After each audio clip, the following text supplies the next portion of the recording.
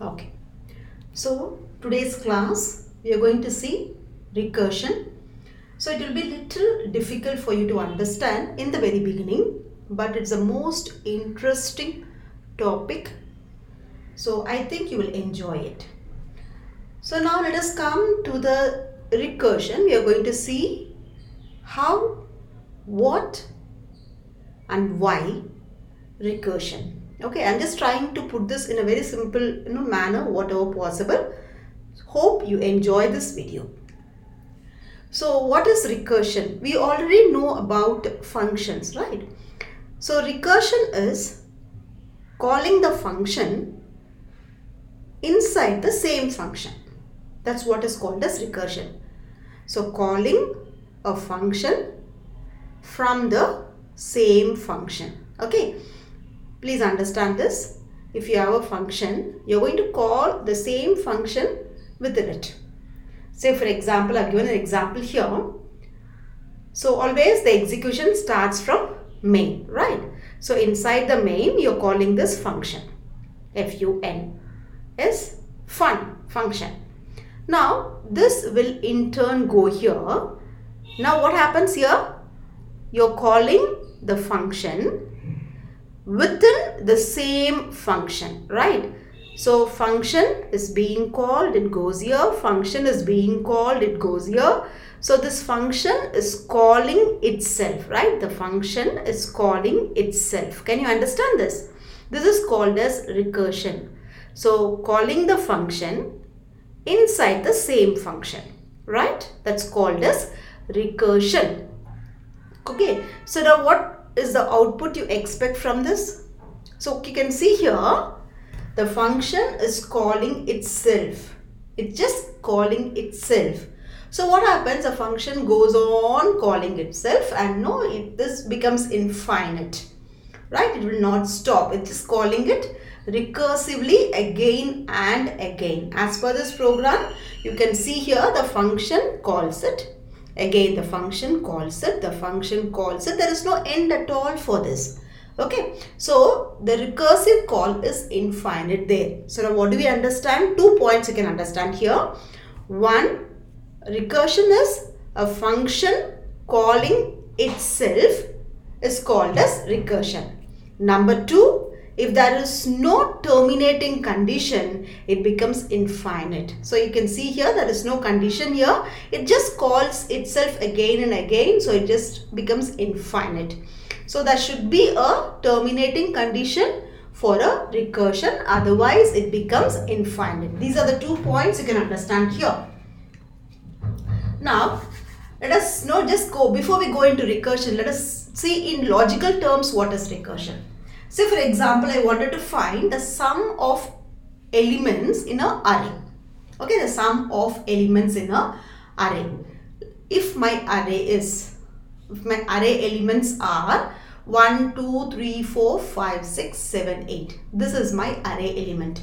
I wanted to find the sum of the array elements, right? Or you following the question here? I wanted to find the sum of the array elements. So how do I modify it? I just take the first element plus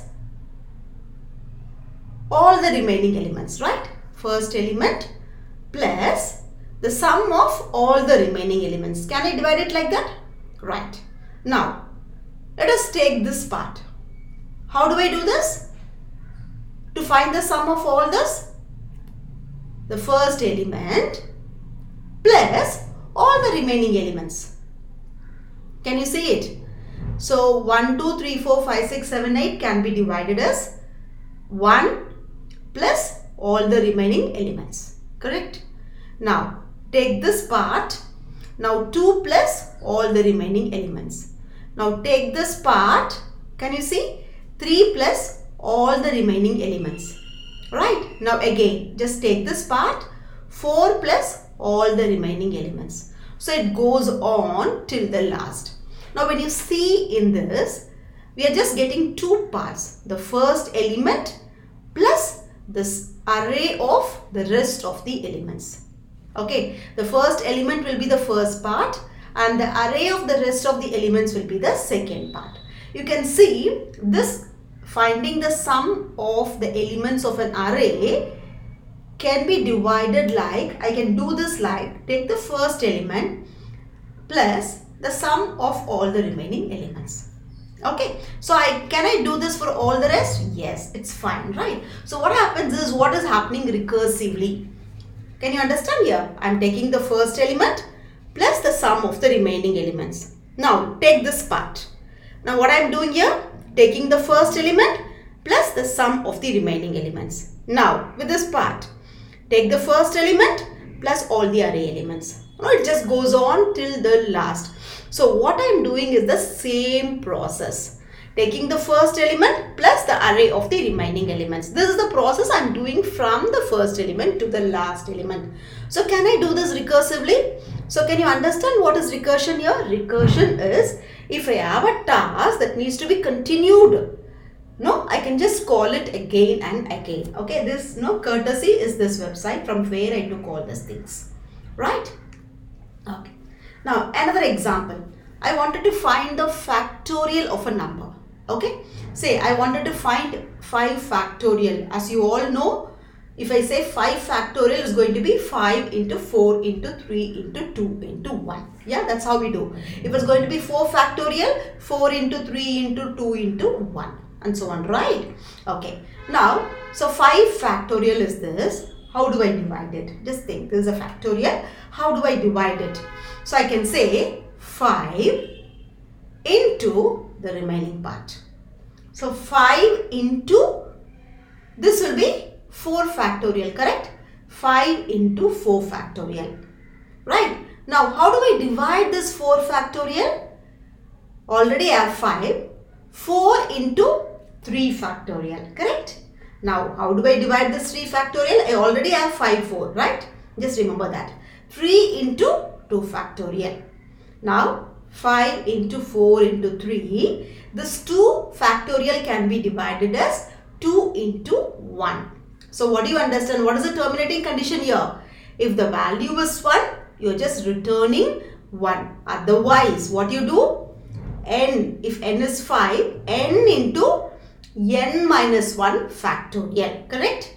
Now, when n is 4, n into n minus 1 factorial, correct? When n is 3, n into n minus 1 factorial. This is what you are doing, correct? So, I can generalize as, to find the n factorial, I am going to find n into n minus 1 factorial. That's how I do. Say for example, I have a program to find the factorial. I have a function called factorial. So how do I write it? N into factorial of n minus 1, correct? If n is greater than 1. If n is equal to 1, I am just returning 1. Can you follow this? Right? This is what is called as recursion. So what is that? If I'm, for example, if it's factorial program, if I want to find 5 factorial where n is equal to 5, this I can divide as 5 into 4 factorial. Now n becomes 4. So 4 into 3 factorial. Now n becomes 3. 3 into 2 factorial and so on. Okay, so what we are doing here? N into n minus 1 factorial. We are continuing this till my n becomes 1. So this is a process I wanted to continue. So I can use a recursive function for this, right?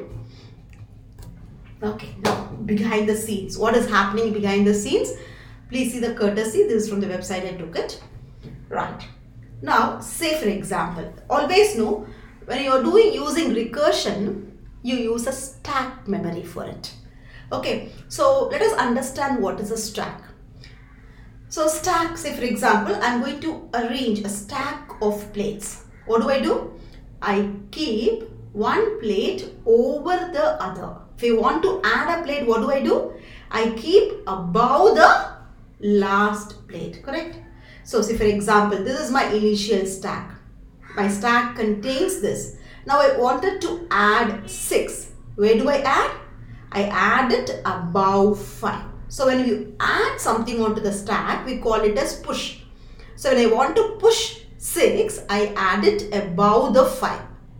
Okay, now I want to remove something from the stack. What do? Say for example, I have a stack of books. I wanted to remove something. What do? I have to remove the last one. Only then I can remove it.